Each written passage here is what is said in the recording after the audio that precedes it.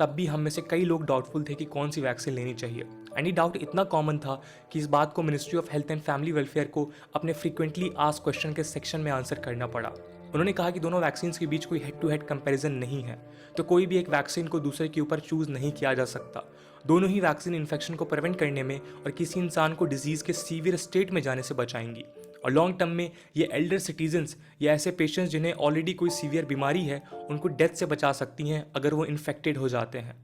And now there is one more vaccine, and most probably government का जवाब भी इस बार एकदम सिमिलर होगा for the comparison of 3 vaccines. पर क्या इसका मतलब यह है कि तीनों ही वैक्सीन एकदम सिमिलर हैं और एक ही तरीके से बनाई गई हैं, और क्या इनके एफिकेसी रेट भी सेम है? तो इसका जवाब है नहीं। तीनों ही वैक्सीन की डेवलपमेंट से लेके उनकी डोज दिए जाने की जर्नी अलग अलग है। बात करें कोविशील्ड की, जिसे सीरम इंस्टीट्यूट ऑफ इंडिया बना रहा है, और ये वैक्सीन बेस्ड है सेम पेटेंट टेक्नोलॉजी पे जो एस्ट्राजेनेका वैक्सीन ने यूज़ की है यूके में। ये वैक्सीन एक वायरल वेक्टर वैक्सीन है जो चिंपैंजीज में पाए जाने वाले एडिनो वायरस को वीक करके बनाई गई है। जबकि इंडिया में बनी कोवैक्सीन एक ट्रेडिशनली मेड वैक्सीन है जिसे हम इनएक्टिवेटेड वैक्सीन भी बोल सकते हैं, क्योंकि इसको बनाने के लिए डेड कोरोना वायरस को यूज़ किया गया है। इसके बाद बात आती है इंडियन सिटीजन्स के लिए यूज़ की जाने वाली नई वैक्सीन स्पुतनिक वी की। तो ये भी वायरल वेक्टर वैक्सीन है जो कोल्ड टाइप वायरस को यूज़ करती है एज अ कैरियर इंजीनियर्ड करने के बाद, ताकि वो हार्मलेस हो जाए। इसके बाद बॉडी को ये carrier small fragment of coronavirus deliver करते हैं। इसके बाद बॉडी एक्सपोज हो जाती है वायरस के एक जेनेटिक कोड के पार्ट के सामने, और इस तरीके से हमारी बॉडी रिकॉग्नाइज करना सीख जाती है कोरोना वायरस को। तब तक हमारा इम्यूनिटी सिस्टम रेडी हो चुका होता है to fight against coronavirus. इन तीनों ही वैक्सीन की 2 डोज लेनी होंगी। कोविशील्ड के केस में पहली और दूसरी डोज के बीच में 6 to 8 वीक्स तक का डिफरेंस हो सकता है। कोवैक्सीन की दूसरी डोज पहली डोज से 4 to 6 वीक्स के बाद दी जानी चाहिए, जबकि स्पुतनिक वी की 2 डोजेस के बीच में 21 डेज का डिफरेंस रिकमेंडेड है।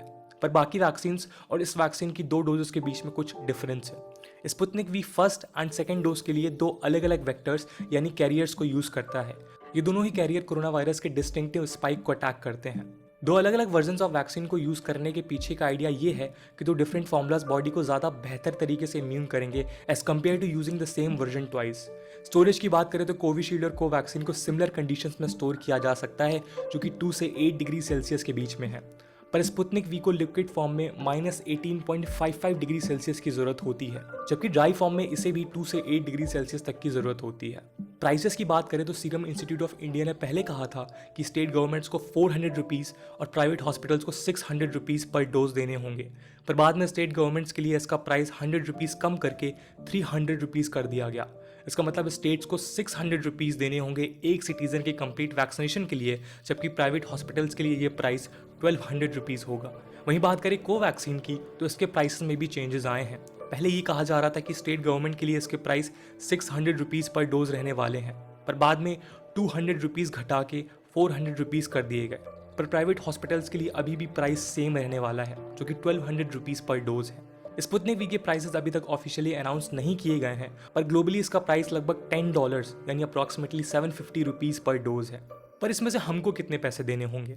तो ज़्यादातर स्टेट्स ने अनाउंस कर दिया था कि 1 मई से शुरू हुई 3rd फेज ऑफ वैक्सीनेशन में 18 to 45 ईयर वाली पॉपुलेशन को फ्री वैक्सीन प्रोवाइड कराई जाएंगी गवर्नमेंट फैसिलिटीज़ में। पर कुछ ऐसे स्टेट्स भी थे जिन्होंने वैक्सीन की अवेलेबिलिटी को लेकर शिकायत करी थी।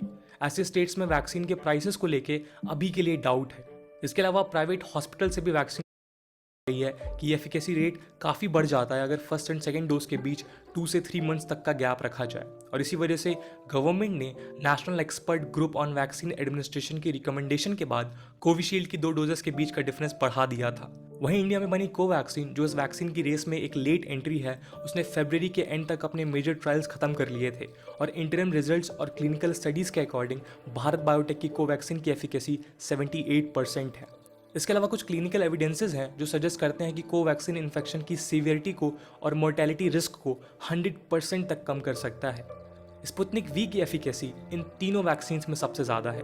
फरवरी में इस वैक्सीन के फेज 3 का इंटरम डेटा सामने आया, जिसमें इसकी एफिकेसी 91.6% आई। इस वैक्सीन के ट्रायल में 19,866 वॉलंटियर्स ने पार्टिसिपेट किया था, जिन्हें first and second dose of Sputnik V दी गई, जिसके बाद फाइनल कंट्रोल पॉइंट में 78 कन्फर्म्ड कोविड-19 के केसेस आए। So now after understanding the development, efficacy and the accuracy related to the vaccine, हम सब अब शायद वैक्सीन लेने के लिए तैयार हैं। पर क्या कुछ साइड इफेक्ट्स हैं